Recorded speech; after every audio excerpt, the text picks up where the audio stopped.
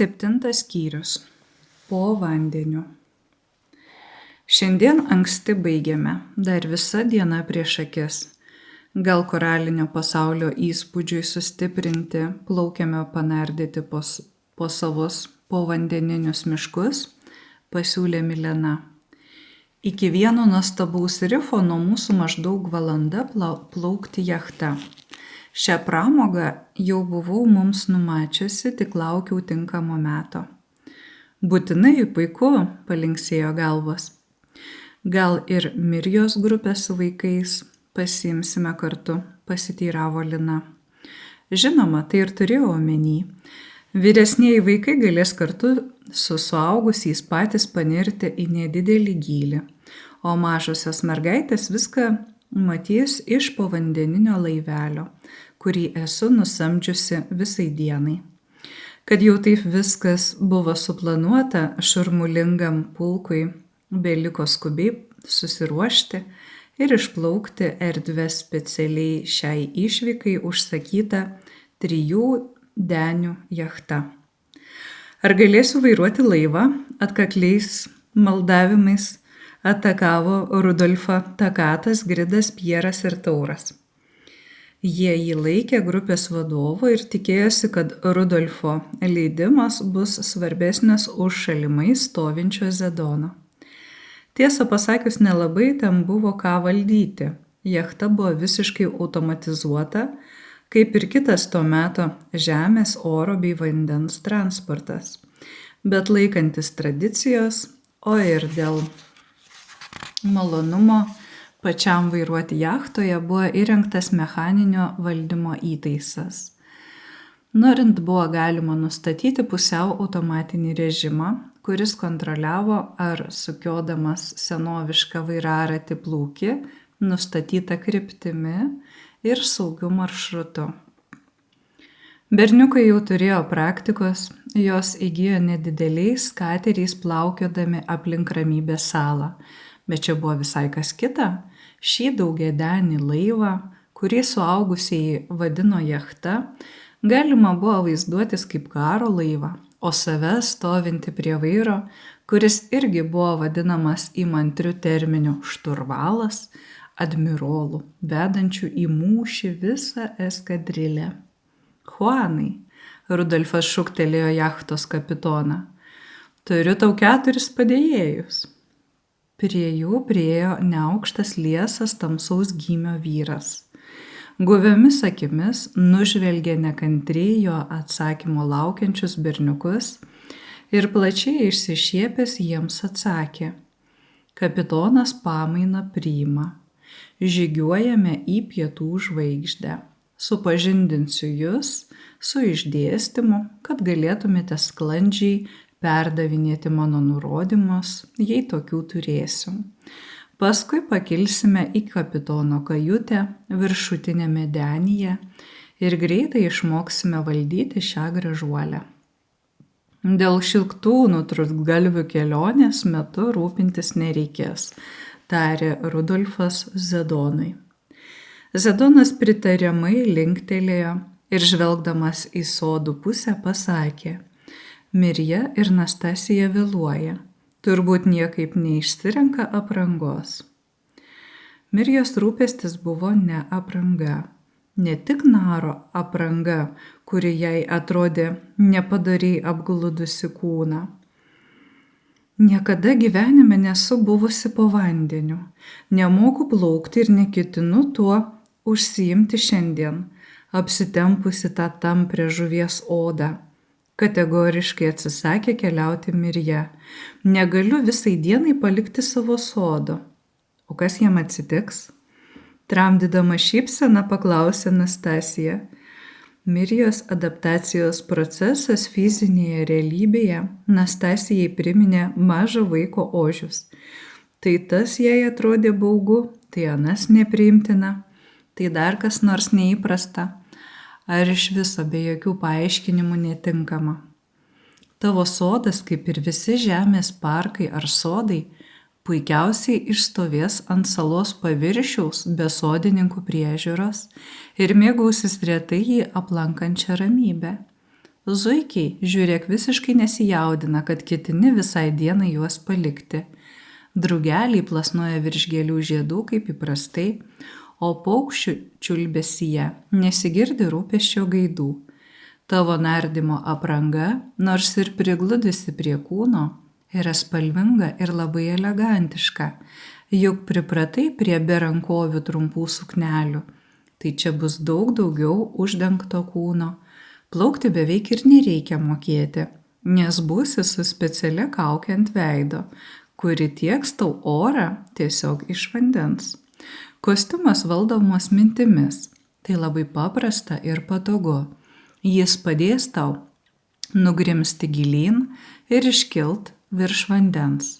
Susikalbėti taip pat galėsime be trikdžių, nes veido kaukė yra mikrofonas ir ausinės. Aš būsiu šalia, taip pat šalia bus ir gausybė rifo gyventojų, kurie tau tikrai patiks, juk tai dalis pasaulio, kuriame gyveni. Tai argi nesmalsu praplėsti savo žinojimo ribas. Su Nastasija ginčytis neįmanoma, pagalvojo Mirja. Kiekvienam argumentui randa kontraargumentą ir dar tokį įtikinamą, kad pasijunti kvaila. Reikės vykti ir tikėtis, jog nenumirs iš siaubo, kad gali uždusti. Kvailai aišku skamba tie jo siaubai, bet jie tokie aštrus ir stiprus. Gerai, plauksiu, kad neišžeičiau mūsų laukiančių draugų, bet nerti nepažadu. Be jausme veido išraiška, Mirja nusekė paskui Nastasiją prie jachtos, kurioje visi jau laukė tik jų. Haroldas turėjo kitokį rūpestį. Vėl slapta su savimi gabenosi silfus. Kai išgirdo, kad žmonės vyksta nardyti, du mažuliai padarėliai susirado Haroldą ir ėmė maldauti pasiimti juos kartu. Mirja plaukė su jumis, taigi tai mūsų pagalbos sode šiandien neprireiks ir ji mūsų nepasiges, o aš tiesiog mirštu kaip trokštu išvysti po vandeninį pasaulį. Beveik verkdamas kalbėjo Duzis. Patys juk negalime po vandeniu išbūti, nes esame iš oro, bet jeigu tu neuždusi su tuo specialiu veido prietaisu, tai gal ir aš jame galėčiau šalia tavęs būti. Ir aš, paprašė Maklis. Haroldas nutarė, kad jo mažieji bičiuliai patogiai tilps į veido kaukę ir kad jie iš tikrųjų turi teisę pasimėgauti po vandeniniu pasauliu kaip ir jis. Šiek tiek jau buvo nardęs netoli Ramybės salos kartu su vandens pramogas visiems reklamuojančia Milena, o plaukti mokėjo dar nuo vaikystės. Tik judu, paklausė Haroldas, kiti nenori, bailiai, paniekinamai atkirto Duzis ir tyliai pridūrė. Turime saugotis, kad mūsų nepastebėtų Mirja. Kodėl, nustebo Haroldas? Juk jūsgi šioje laisvoje visuomenėje nevergai, kad ji jums draustų keliauti. Ji pati nenori nerti, tai jai nepatiks, kad mes nepalaikome jos priešiškumo vandeniui. Eik jau, mostelėjo ranka Haroldas. Tačiau pasirūpino, kad abu bičiuliai niekieno nepastebėti įsikurtų ant peties, užsimestame krepšyje greta smulkių kelionės reikmenų. Mirjos nuotaikos nenuspėjamos, tarė pats savo. Žinoma, ji jau nebegali nurodinėti silfams, kaip elgtis, tačiau mažieji pagalbininkai labai myli savo vadovę, kiek išgalėdami stengiasi būti jai lojalūs ir nenori juos liūdinti jokiais savo veiksmais. Kaip ir jis pats, įpročiai. Pagaliau jachta pajudėjo. Berniukai traukė burtus, kokia eilės tvarka, kuris vairuos, ir prapuolė visai kelioniai. Mergaitės blaškėsi tarp baseino apatinėme denyje ir sūkurinės vonios viršutinėme. Jos spiegdamos lakstė laiptais aukštyn žemyn, o paskui jas su nurodymais būti atsargioms nenuilstamoji sekioja Izabelė, Lina ir Lukas. Laisvi nuo šių rūpesčių likę suaugusieji įsitaisė prie lauko stalelių, viršutinėme denyje ir gurkšnodami gaiviuosius gėrimus gėrėjosi begalinę vandens ir dangaus žydrynę. Iš čia susirinkusiųjų tik Izabelė ir Mirja nei karto nebuvo nardžiusios. Milena tai po vieną, tai po kelis jau buvo trumpoms išvykoms į ramybės salos akvatoriją išsiviliojusi visus savo naujuosius draugus. Niekas taip nepraskraidrina galvos, kaip visiškas aplinkos pakeitimas, atkakliai kartojo Milena. Dabar šiuos jo žodžius Mirjai ištarė Nastasija, matydama, kad ta, nors ir vaizduoja ramę, viduje visai įsitempusi. Nardymo kostiumai visiškai saugus, juose sumontuota įranga, kuris stebi visas naro gyvybinės funkcijas. Nastasija entuziastingai palaikė Milena. Pirmą kartą nersi negiliai. Jeigu ims darytis blogą ar nepatiks, tik spustelsi ant apyrankės mygtuką ir tave švelniai iškels virš vandens. O jeigu tavo kūno fiziniai rodmenys sutriks, išmanusis kostiumas pats tave iškels. Pamatysi, su šiuo gudragalviu padėjėju tiesiog neįmanoma patirti diskomforto. Jei norėsi, galėsiu būti šalia tavęs, pasisiūlė dėl Mirjos būsenos nuoširdžiai susirūpinusi Argona. Mano gimtinėje kelios kartos buvo narai, žvejojo perlus. Nerdavome be jokių deguonies kaukių, giliai į dugną. Gebėdavome išbūti be oro kelis kartus ilgiau nei paprastas žmogus. Dar atsimenu pirmuosius savo nėrimus ir tą skausmingą paniką, ar užteks oro plaučiuose grįžti į paviršių. Todėl puikiai tave suprantu. Mirja dėkinga nusišypsojo Argonai. Jie visi taip dėl jos stengiasi, kad nejauku kartais. Tai tu kilusi iš žvejų kaimelio, šyptelėjo Krcas, niekada nei akies mirktelėjimo neišdavei savo žemos kilmės. Mokėjai elgtis taip oriai, kad visus mus už nosies vedžiojai, o aš vis laužiau galvą, iš kurio miesto, iš kurio didiko namų pabėgusi ši maištinga aristokratė. Tarsi tu esi kam pasakojęs apie savo artimuosius, atkirto Argona. Maniau, kad jūs seni draugai, nusistebėjo Skirma. Magai mūsų visuomenėje vengia atvirai kalbėti apie savo praeitį ir kilmę, atsakė Argona, ypač jei ji neįtin garbinga. Bet esu jau nebe ten, o čia, tad mokausi elgtis pagal naujus papročius.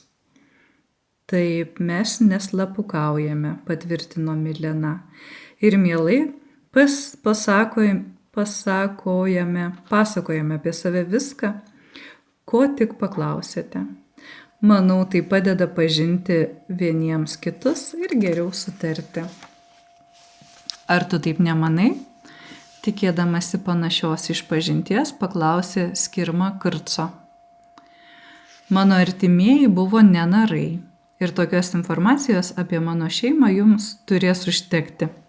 Nepatenkintas dėl jam atvirai teikiamų užuominų, aštriai mestelėjo Krcas. Nors Krcui nesinorėjo būti grubiam su šiais maloniais žmonėmis, bet jų draugiškumas vis labiau skverbėsi į jo asmeninę erdvę ir atėjo laikas nubrėžti aiškias bendravimo ribas. Net ir tokiems maloniems neketino atskleidinėti savo gyvenimo paslapčių ar pasakoti graudžių istorijų. Po Krco kategoriško atsakymo bendras pokalbis trumpam nutrūko. Jeigu Lina mus pargabentų atgal per savo brolių Silfus, galėtume sužinoti, iš kokios šeimos jis kilęs. Iš už Haroldo užausio po ilgais plaukais pasislėpęs, tyliu balseliu paslaugiai pasiūlė Duzis. Ką tu ten veiki, piktelėjo Haroldas, ir prisidengęs ranką burną, lygiai taip pat tyliai subarė Silfą. Turėjai sėdėti mano krepšyje. Nuobodu. Na tai kaip dėl mano pasiūlymo? Geriau palūkėkime, kada jis pats panorės atsiverti. Juk aš taip pat pradedu pasakoti savo gyvenimo istoriją tik nuo tos vietos, kai stoju tarnauti medui. Jokios paslapties čia nėra. Visi silfai žino, kad tu gimei, įspėjamiai sušnipštė Haroldas ir atkreipė į save šalia sėdinčio Rudolfo dėmesį. Nieko, mostelėjo jis jam. Aš žemėje iš viso neturėjau tėvų. Mirja panoro praskraidrinti atmosferą. Juk šis pokalbis prasidėjo nuo jos blogos nuotaikos ir draugų pastangų ją pataisyti. Taigi dabar jos pareiga jiems grąžinti skolą tuo būdu, kuris jai davė naujovę, dar naujovę, nuoširdžiu pasakojimu apie save. Mirja pradėjo kalbėti apie viską iš eilės, peršokdama nuo vienos temos prie kitos. Kai atvykau į žemę, materializavau savo eterinį kūną minties gale ir ilgai egzistavau tik juo. Paskui užmigau prieš pat skydą ir savo ilgaamžių eterinių kūnų pramiegojau iki pat dabartinių laikų, kai Lina mane pažadino čia, Ramybės saloje. Jis jau buvo visiškai suiręs, kad galėčiau draugę su jumis dalyvauti korekcijoje.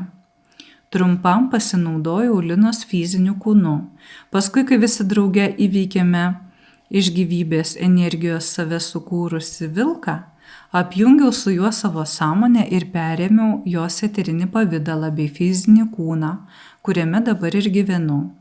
O pas mus chaose taip pat egzistuoja narai. Jie daugiausiai yra iš iniciatorių regiono, nes vis neramiai ieško naujovių. Jie neria į motinos visatos pirmapradės sąmonės vandenyną ir ieško perlų, sutirštėjusių sąmoningų gumulėlių, iš kurių sugrįžę namo, kuria pasireiškusios būties gyventojų monadas. Esu nekartą ten nėrusi ir radusi nuostabių perlų. Ir paskui iš jų sukūriau ne vieną monadą. Tai visus sudomino. Užsimiršę ir nustebę dėl netikėtos Mirjos atvirumo, jie klausėsi, kaip tie sąmoningi gumulėliai dedami į tankesnės medžiagos saugyklėles, kaip jas pridedama įvairių energinių gijų, būsimos individualybės savybių, kaip kiekviena monada gauna gebėjimą iš visų 3 chaoso regionų kurti, palaikyti tai, ką sukūrė, ir sunaikinti, jei kūrinys nepavyko ar jo gyvavimo ciklas baigėsi. Tada tos monados perdodamos dauginti elangatoriams ir jų gausios kopijos nuleidžiamos į proto pasaulį, kad įgytų dvasią ir pradėtų nepaprastai ilgą ir nuostabią sąmonės evoliucijos kelionę. Aš tau ir sakau, drąsinamai nusišypsojo Anastasija, kad šis vandenynas, kuriuo dabar plaukiame, mažai skiriasi nuo tyvuliuojančio mūsų pasaulyje. Todėl tau turi būti visiškai paprasta į jį panirti. Toks pat vandenynas yra ir gyvybės pasaulyje, tarė Haroldas. Į jį mėgsta nerti ieškantis būties prasmės. Tik jeigu jame per ilgai užsibūni, nebetraukia grįžti į fizinę realybę.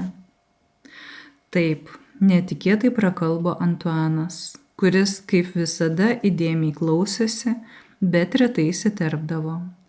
Į gyvybės vandenyną mokėmės nerti, kai viename iš savo ankstesnių gyvenimų prieš kokius 5000 metų studijavau Kišo magijos mokykloje. Kur tas Kišas? Pasidomėjo jo pašnekovai. Tai buvo miestas valstybė senovės Šumerė. Kiekvienas tuometinis Mezopotamijos miestas turėjo po tokią mokyklą. Vienose buvo praktikuojama taip vadinama baltoji magija, gydymas, derliaus gausinimas, demonų išvarymas ir panaši praktinė pagalba žmonėms. Kitose, kaip Kiše, mokė vadinamosios juodosios magijos, nors su tokiu įvardijimu visiškai nesutinku. Kyšiečiai tiesiog buvo linkę lavinti proto galias ir grynąją valią ir mažiau rūpinosi aplinkinių gerove bei sveikata nei gailestingumo pakraipos mokyklų mokiniai. Tu buvai juodasis magas, nusistebėjo Skirma. Niekada nebūčiau pagalvojusi. Toks aristokratiškai kilnus, visada geranoriškas ir še kad nori, prakeikimai, užkalbėjimai. Kiti irgi nustebę kraipė galvas. Aš nebuvau juodasis magas, ramiai atsakė Antuanas. Sakau jums, tai buvo proto ir valios lavinimo mokykla. Mes mokėmės valdyti savo sąmonę ir kitų žmonių gyvybinės galias, užleisti kitam savo gyvybę ar fizinį kūną. Kūrėme gyvybinio kūno antrininkus, eterinius kovos padarus, eksperimentavome su įtaiga ir hipnoze. Panašiai, kaip pasakojo Mirja, kai ji pasinaudojo Linos fiziniu kūnu. Taip, buvo visokių užduočių, ne visos baigdavosi sėkmingai. Pasitaikė mirtinų atvejų, dėl kurių buvome kaltinami žmonių aukomis dievams ir įgavome blogiukų reputaciją. Sakyčiau, greičiau buvome smalsūs mokslininkai, proto alchemikai, kurie siekė pažangos ir neįtin paisė viešuosios nuomonės. Būtent ten taip stipriai panorau pažinti būties pasaulius ir juos susisteminti, kad sykį aukštesnė sąmonė. Nėręs į gyvybės vandenyną, išnirau kažin kur monados pasaulio plotmėse šalia motinos ašies šventyklos ir sužinojau, kad išaugau iki motinos kamertono lygmens. Ar nenuostabu? Jie šiltai apžvelgė pašnekovus. Jiems beliko pritariamai sulinksėti galvomis. Kas tas kišas ir ko verta jo magų mokykla, vėliau atidžiai pastudijuos. Vieni pasižvalgys laiko drakonų saugykloje, kiti paprašys, kad juos ten nugabentų Lina. Ir žinoma, būtinai nutaikys progą paklausinėti Antuaną apie jo magiškąjį gyvenimą.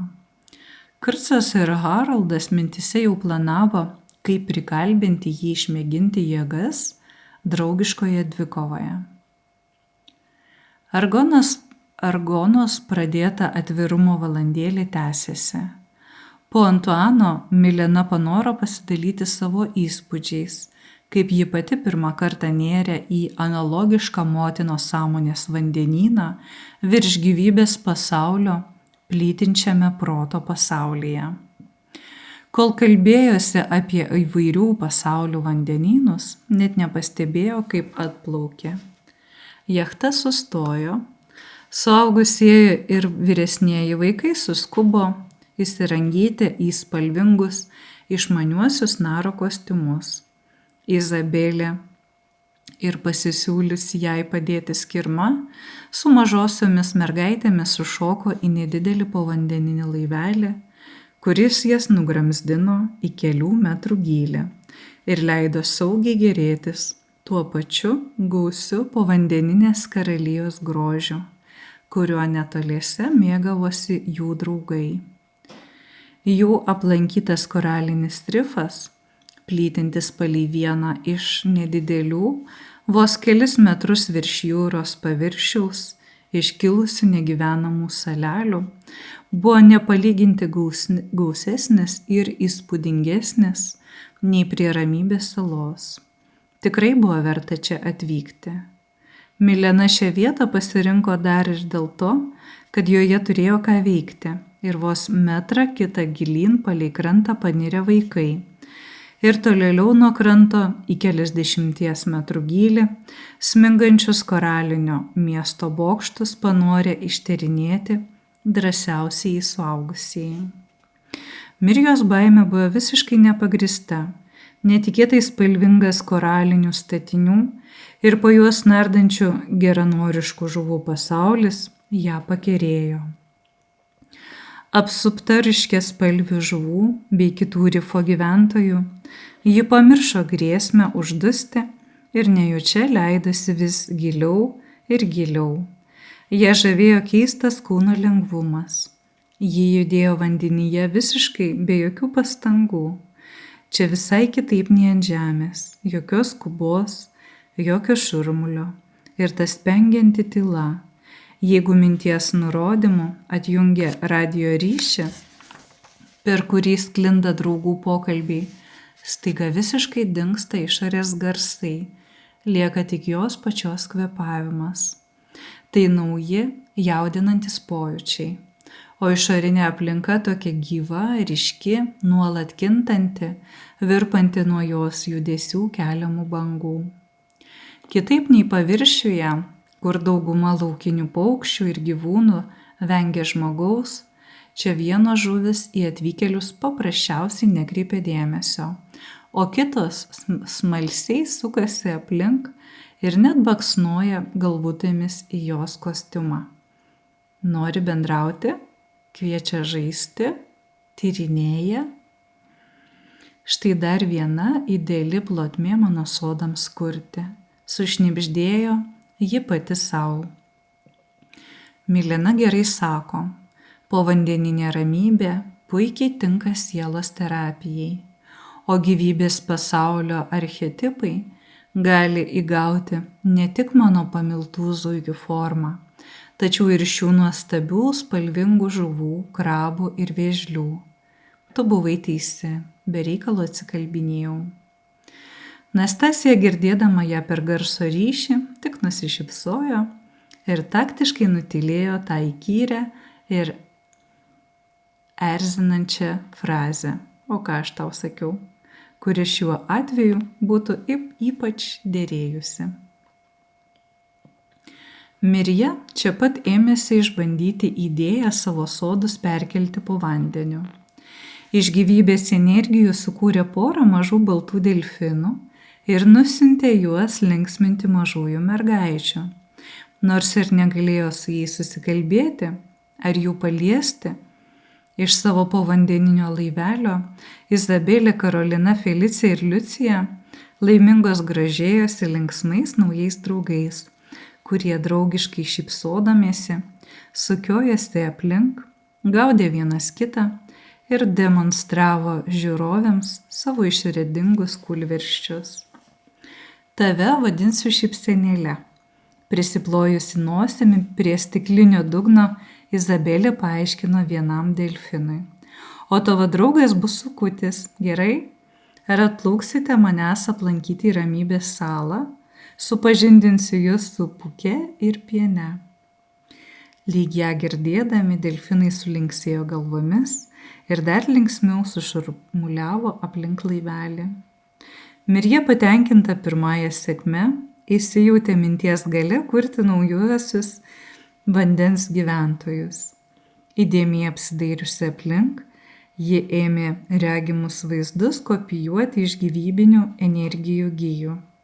Šalia jos išaugo aukštas, išsirengęs gausiomis atšakomis koralo medelis. Ant jo sudygo keletas panašių į krūmą aktinidijų, siūruojančiais ilgais pirštais, tarp kurių ėmė nardyti aktinijų draugės. Geltono žuvis su 2 juodais dryžiais ant šonų, jūrų klaunai. Netoliese kaip tikros suvirpo ryškiai mėlynos jūros žvaigždės. Ėmė ropoti vikrus ilgakojai krabai. Mirjos entuziazmas buvo toks pat intensyvus, kaip ir ankstesnis priešiškumas. Ji visiškai užsimiršusi paniro į kūrybos džiaugsmą ir savo vaizduotėje jau regėjo ilgus kilometrus besidriekiančius sąmoningo, gydančio karalinio miško plotus, kuriuose dvasinės ramybės ieško ir ligotieji, ir sveikieji. Kaip nenorėti nerti, taip atėjus laikui nebenorėjo kilti į paviršių. Nastasija Turėjo ją vėl kaip mažą vaiką įkalbinėti, kai tai ne paskutinis kartas ir kad bet kada galės čia sugrįžti. Panašiai džiūgavo tyrinėtojų dvasia užsikrėtę silfai. Žiūrėk, Dūzi, ar matai, tie mirgantis mažuliai mums mojuoja, susižavėjęs niuktelėjo draugą Maklis. Tai vandens elementalai, tokie kaip mes oro, atsakė vyresnysis ir daugiau už draugą išmanantis Dūzis.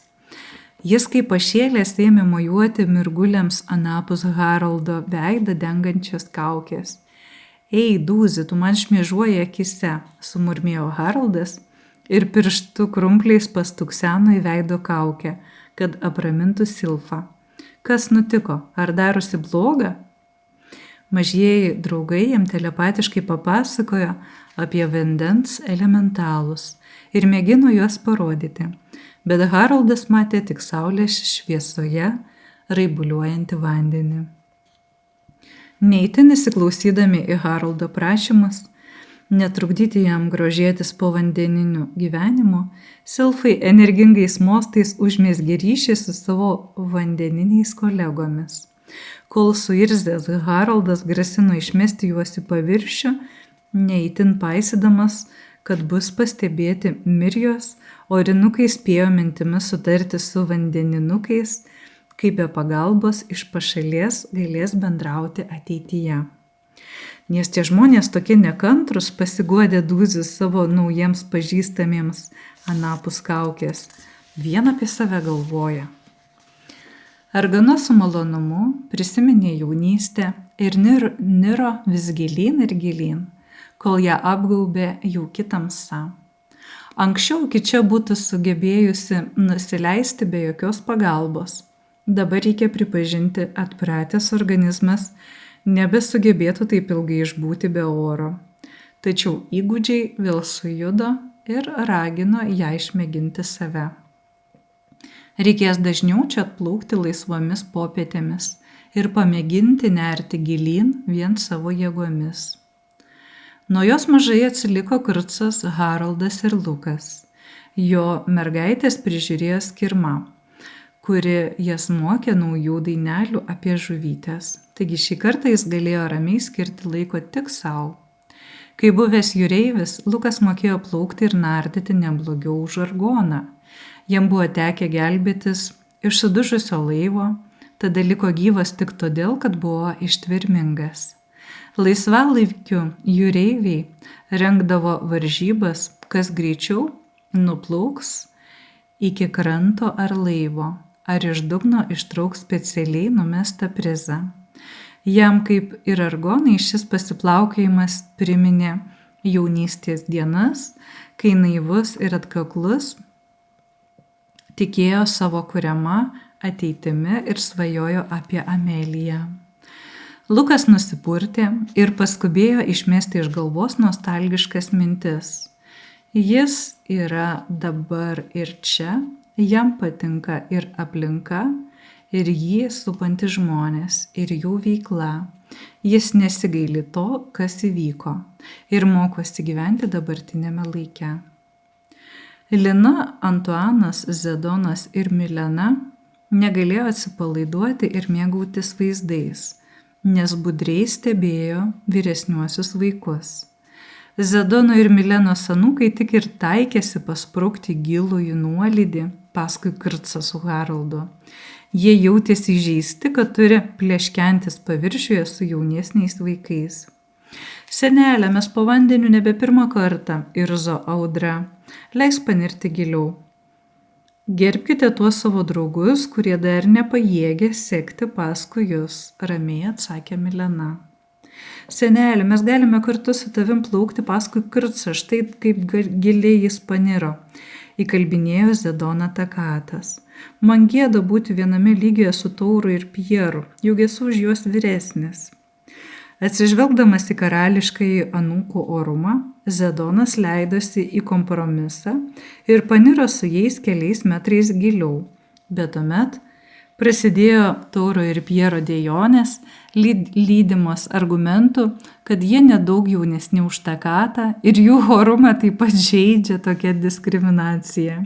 Viskas baigėsi tuo, kad 4 berniukai, besitėrėdami, nuniro gerokai giliau, nei suaugusi jiems buvo numatę iš anksto.